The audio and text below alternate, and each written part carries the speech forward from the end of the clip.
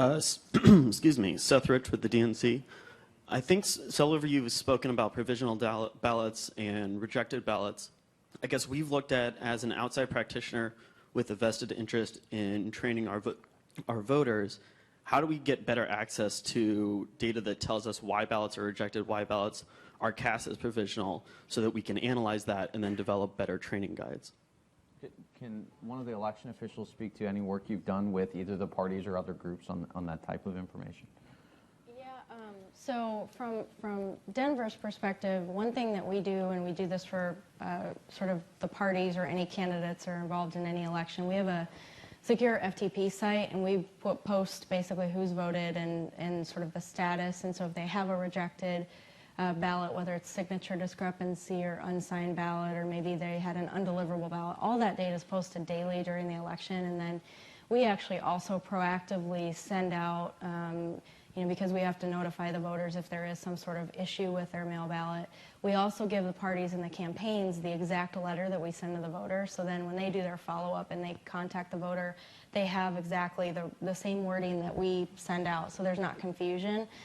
So we've found that actually giving more information and being more upfront with that data with the entities has been much more effective for everybody involved, instead of sort of holding it back. So we've tried to put it out there.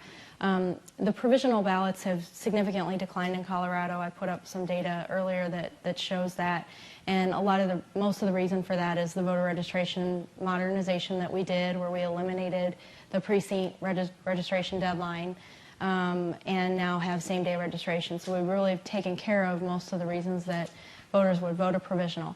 The other reasons are because they didn't bring the ID and it's election day and they don't want to go get it, so they vote a provisional.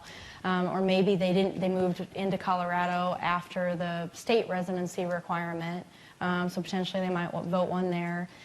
So there's very few reasons now why someone would even vote a provisional in Colorado, and if it does get rejected, it could be maybe they haven't gotten off their felony status yet, or one of the other kind of pretty straightforward reasons. So I think sharing that data, analyzing that data, and involving the parties and sort of the entities that have an interest in that to get them that data, and then talking about it collectively and working together on training and communication tools for doing that are all very important.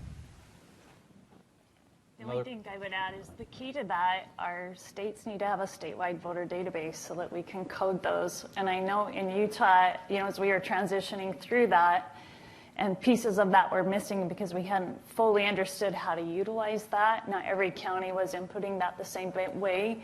And EVES was a good way to showcase that so that we could make that change. So we've got to make sure that all of the states, as they implement that, teach their counties how to report those similarly, and it makes it, like Amber said, it becomes a very automated process.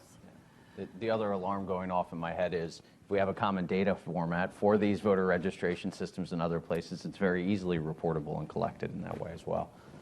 I think the one difficult thing on that is every state codes provisionals differently. So like Colorado, it's not just accept and reject. There's a whole list, and that's going to change by state. And so I think getting to a common format for that too is going to help, just from a national perspective, communicate that information effectively and provide better training. If that's possible, if states could collaborate and come up with common ways of that being reported, it would be very helpful. That's the end of our time. I want to sincerely thank all of you for sharing the information. There's actually, Pew just released the panel performance index, and this panel actually scored #1. So congratulations to all of you. And it's lunchtime. It's lunchtime. So thank you all. We'll be back in 1 hour. 1 hour.